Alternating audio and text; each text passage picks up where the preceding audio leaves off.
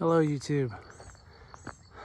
This update is one, to show you the progress on the shop, and two, to install a door lock.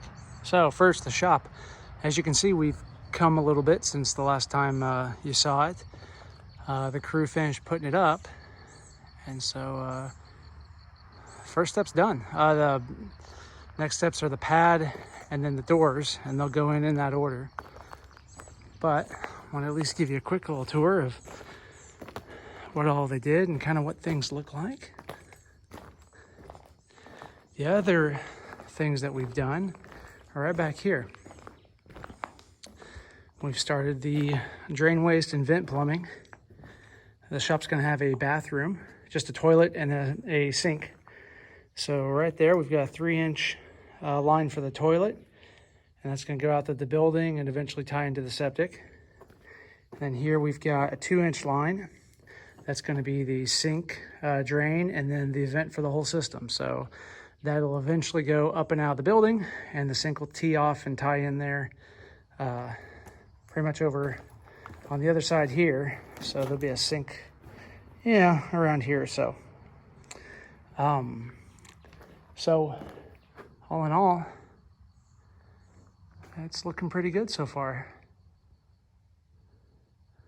I'll tell you, if you make your building pads out of shale, be prepared for some hard digging, trying to break that up to trench out those lines. It was not the funnest process in the world.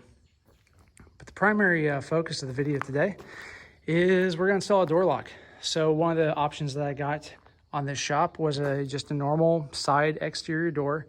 The door I got was really good quality. It's a Plico. Never heard of them, but steel door, seems pretty heavy duty, but it did not have a deadbolt. And so I wanted a deadbolt just to beef up security a little bit. And so we're going to do that. And shooting this a little out of order, but to make my life easy, I went ahead and picked up one of these door lock jigs. This one's from Milwaukee. It's like 30 bucks, came with the jig and various hole saws and stuff that you need to make sure you drill everything square and everything. So as you can see, I've already got the big hole drilled, and it worked out fairly well. So I will bring you along for the rest of it as I do it. Okay, so we got the hole drilled, and man, that jig is nice. We were able to drill a hole nice and clean, aligned with the first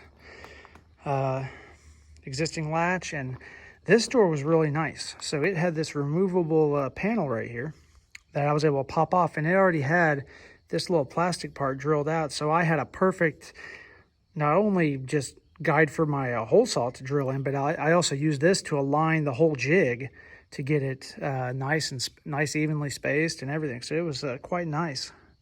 So I'm glad that the Plico door did that. So you can see the hole went through pretty clean.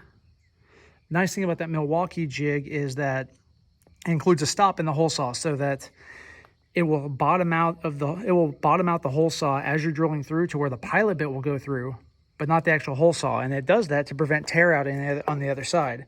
So then you can just grab your drill, and you've got the pilot hole to finish it out from the other side. And as you can see, even without the jig on the other side as a guide, it came out pretty clean. So thoroughly happy with that. So let's get a lock in here.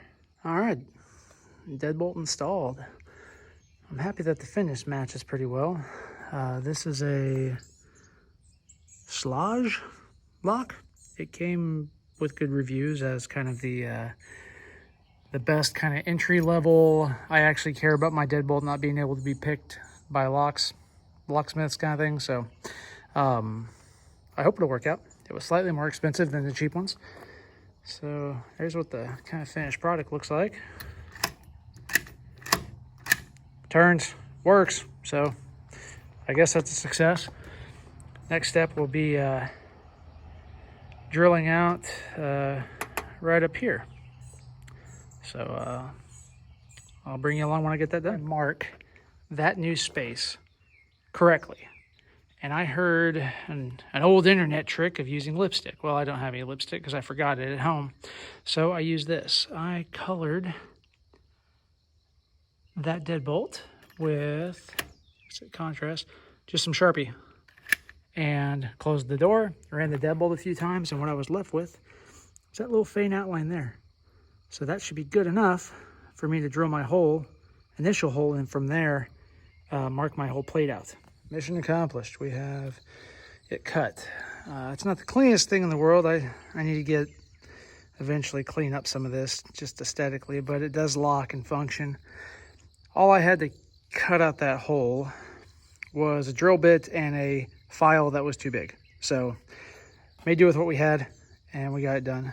The important thing is that it works.